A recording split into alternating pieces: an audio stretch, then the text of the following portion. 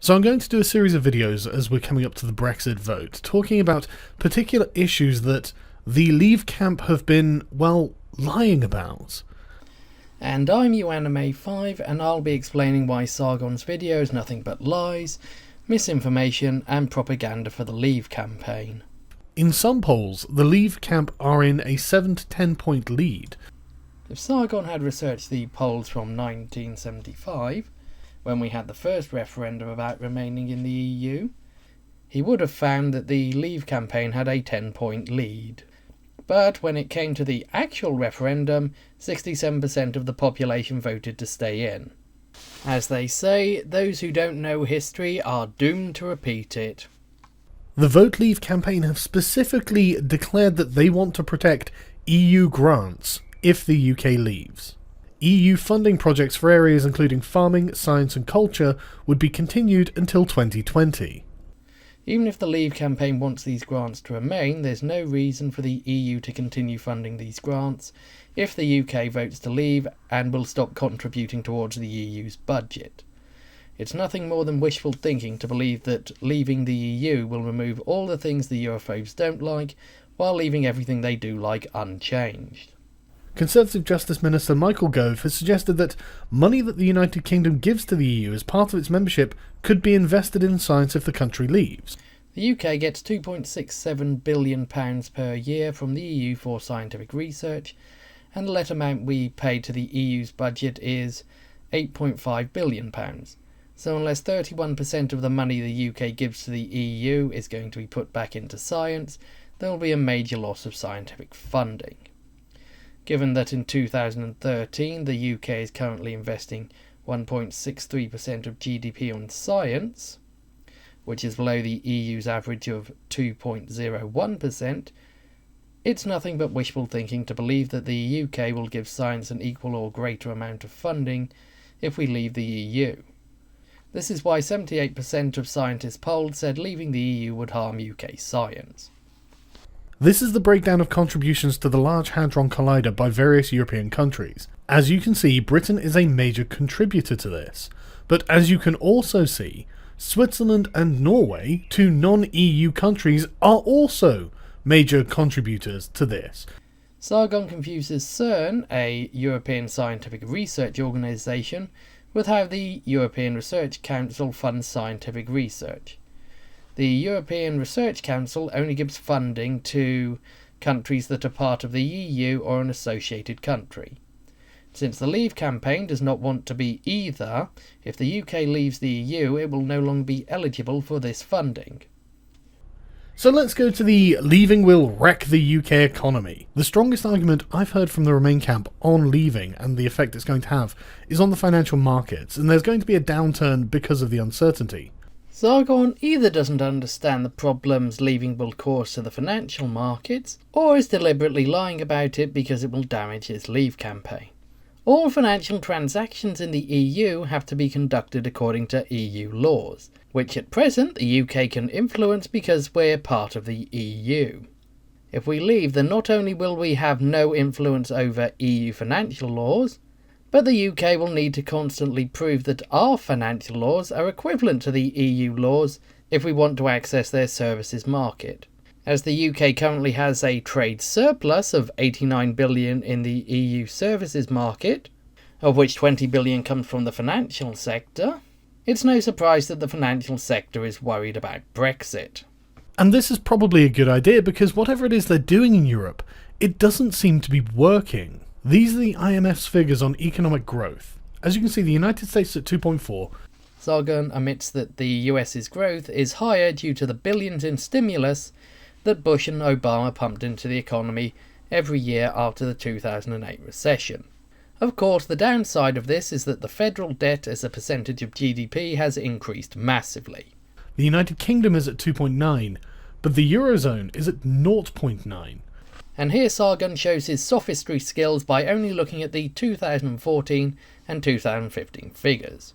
When you look at the figures from the 2008 recession to 2015, it's clear that the UK had many years of low growth after the recession at a time when other European countries were having higher growth. The UK economy only started growing rapidly in 2014 because the Conservatives introduced a huge stimulus in order to win the election in 2015. If Sargon was honest, he'd provide a chart showing how quickly the various economies recovered to their pre-2008 recession levels. Here we can see that France and Germany returned to their pre-2008 levels much faster than the UK did, which is why their growth started to slow by 2012. Since the UK had several years of low growth, we didn't reach the 2008 level until 2014. As a result, our growth was higher in 2014, since recovering economies grow faster than ones that have already recovered. It was not due to any fault of the EU or the Euro. This is youth unemployment in Europe. Britain is down at the bottom with about 13% youth unemployment. Greece and Spain are at the top with around 50%. Sargon omits that every country has a different way to tackle youth unemployment. The UK solution is to require them to remain in school until they're 18, then force them onto the 2-year-long work programme if they're unemployed for 9 months. As they're considered in training while on this course, they're no longer considered unemployed, and they can be sent on this course multiple times. As a result, the UK's youth unemployment is low because anyone who is unemployed between the ages of 18 to 24 spends 2 years officially unemployed and 4 years unofficially unemployed. Without this, the UK would be in the middle of the youth unemployment list, not the bottom. But we could also end up with 50% youth unemployment and a negative economic growth, like places in Europe.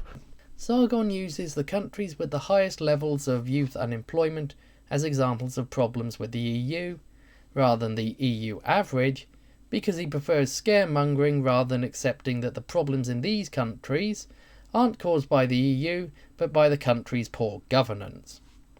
I mean, it's going to start a revolt in the Tory party, if nothing else, with 57 Tory MPs pledging to vote down this post-Brexit budget. Unless these 57 Tories have a better idea how to deal with the predicted billions of pounds the economy will lose from leaving the EU, economic reality will prevent them voting down this budget. But a Remain spokesman dismissed the Cass report as riddled with false claims and includes no new analysis, and that the Treasury report included a wider review of economic studies of Brexit. Right, okay, so you're not even going to address any of the points, you're just going to dismiss it with sweeping claims. Sargon, do you realise that you just dismissed the Treasury report and the Remain spokesman with sweeping claims, rather than investigating the accuracy of the Treasury report and the academic review? It's like you're projecting your own faults onto other people. And every country in the world would benefit from joining the euro. Sargon, it says every country in the world would benefit from joining the EU, not the euro. And this is correct because then they'd have access to a global market. The Treasury's research assumes the UK would be unable to negotiate more favourable trading arrangements than it has now either with the EU or the rest of the world. Sargon, you're truly naive if you believe that the UK will be able to leave the EU, yet be able to negotiate a more favourable trade agreement than it currently has. Both China and the USA are more important to the EU than the UK, yet their goods are still subject to trade barriers and they have no access to the EU services market. So if the UK leaves the EU, our trading arrangements will become worse, and no amount of wishful thinking by academics will change this. Most of the other economic models have examined the economic consequences of Brexit, which have been entirely ignored by the Treasury, and find that it will make little difference to the UK's economy whether the UK stays in or leaves the EU. Then why did 88% of polled economists say that the UK would be worse off if we leave the EU? Could it be because the economic models actually do show that this will occur if we leave the EU? So the UK Treasury is lying to us, and even somewhere as regressive as The Guardian can see this. No, Sargon, the only liars are this report and you for promoting it. This report is not examining real household income. Thus, household income is increasing simply because inflation is increasing. When you look at real household disposable income, which removes the effects of inflation, you'll see that after the 2008 recession, real household disposable income did decrease, just like it will do as a result of the Brexit recession. Like the 2008 recession, the Brexit recession will also result in people becoming more dependent on benefits and price rises due to higher inflation. The most obvious saving would be from no longer having to pay membership fees after withdrawal from the EU. The long-term annual figure for UK net contributions to the EU settles in the region of £9 billion net.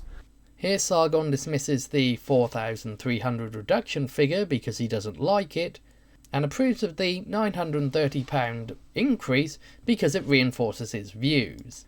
I will now use basic maths to debunk the claim that households will be £933 better off after this worst case scenario.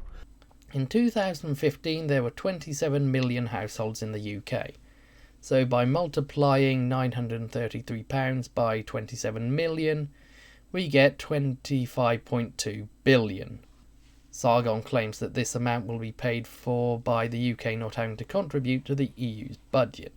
In 2015, the UK's contribution to the EU budget was 13 billion, reduced to 8.5 billion due to rebates.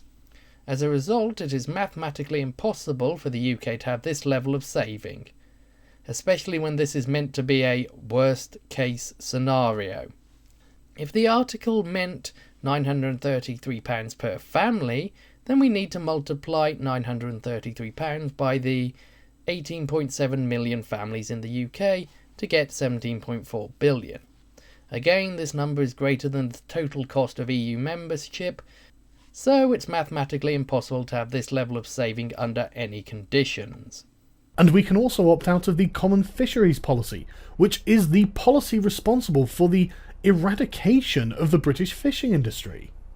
Sargon clearly hasn't done any research if he believes the CFP eradicated the British fishing industry.